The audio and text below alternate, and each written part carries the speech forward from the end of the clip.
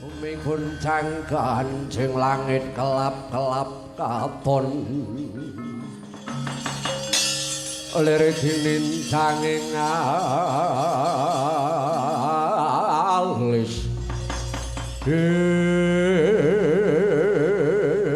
Gus malaningrat leketeking menungso jadi lanatku duwe anak lho diapurmu dipremake uripe nampek pitutur becik kowe iblis lanatku wiwit cilik tak itik-itik ndak kekudang besuke gedhe supaya bisa ngluhurke derajate bapakmu ewadene malah kaya mbok borai letong raine Jarasandha aku iki ratu sing sembah wong sak negara paribasane dewa teluk karo Jarasandha dene anakku dhewe wis tak wulang beda apa aku ndi anakku dapurmu kuwi Yagus ora memper dadi anake Jarasandha minggat ora kowe minggat ora bangsa tak pateni ora minggat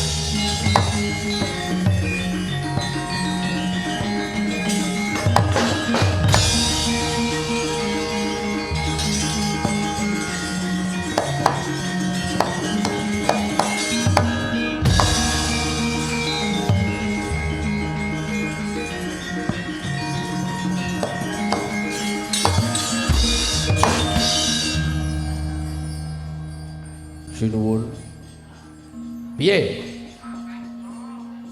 nyebar godhong kara kula aturi sabar sawetara mbok inggih sampun duka kados mekaten badhe ya kados menapa Raden Jayatsena menika putra panjenengan piyambak wis ora butuh wejanganmu toko yen saka penemumu piye kowe ndek penemu apa ora kowe iki ning kene nyambut gawe melu aku pirang-pirang taun paribasan tak openi tak mulyake.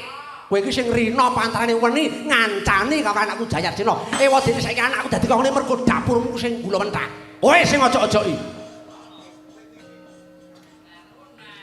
Kowe lho Kang sing aja-aja. Belok barang kuwi. Nggih kula nggih nyuwun pangapunten, Bos. Jane kula niku nggih mboten kirang-kirang anggen kula nuturi. Nuwun sewu sinuwun. Menawi saking petang kula ingkang lari menika janipun sae. Apike nggon ngendi? Tegesipun ingkang putra menika kepengin budidaya piyambak, boten kanthi srana nglenggahi klasa gumelar. Wis mbuh raidep. Perkara Jayatsena ora nggugu karo kandhang sak karepe minggat. Modal ora tak urusi.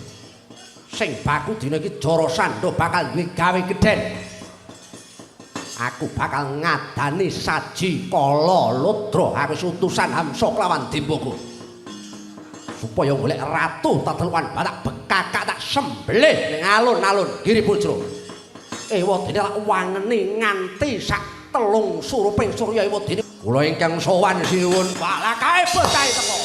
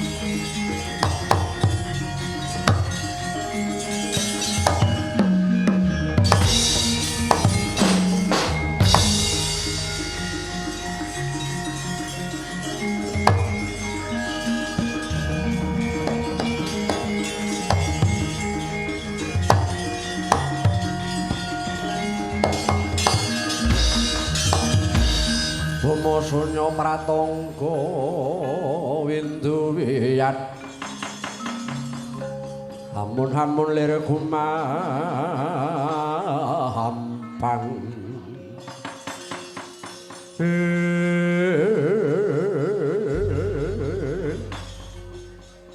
Hamsa kelawan Dembaga kowe sing wis bali ngadhep ana ngarsane ingsun apa santuk gawe Nemu tak utus supaya golek ratu 100 negara kinarya sarana nggon ingsun bakal ngadani saji kala ludra.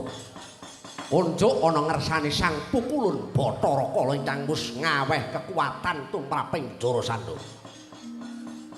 Kawula nuwun inggih Gusti kula ingkang sinuwun. Keparenga Hamsa nderek badhe matur wonten ngarsa paduka ingkang sinuwun inggih kula Dimbaga ugi badhe kepareng matur sinuwun. Kula sampun nindakaken menapa ingkang dados dawuh paduka ingkang sinuwun. Saking pangestu paduka ingkang sinuwun samangke kula sampun pikantuk 9 dasa pituratu.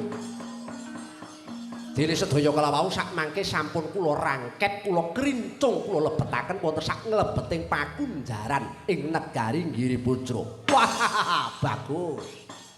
Bagus. Yen ngono tegese mung kari kurang 3. Lah ngono. Iya sinuwun. Iya. Yen ono rasa dadak wedi kangelan. Waktu dina iki genepno pisan 100 ratu. Ning aku wegah nek mung mbok goleke ratu sak-sake aku wegah.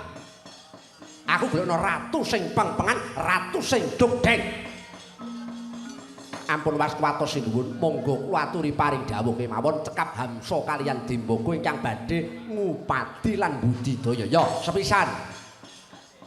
Aku golekno ratu saka negara Ngamarta sing jenenge Prabu Puntadewa. Prabu Puntadewa. Ya, ingkang angka 2 Ratu Dwarawati, Prabu Sri Bathara Krisna. Dene ingkang pungkasan greping 100 Ratu Mandura sing jenenge Prabu Baledawa. Sinuwun, piye tokok ingkang leres menika Prabu Baladewa. Lah iya kuwi. Aku mau muni piye? Paduka wong klentu. Wah, kleru piye kupingmu sing bosok kowe iki to.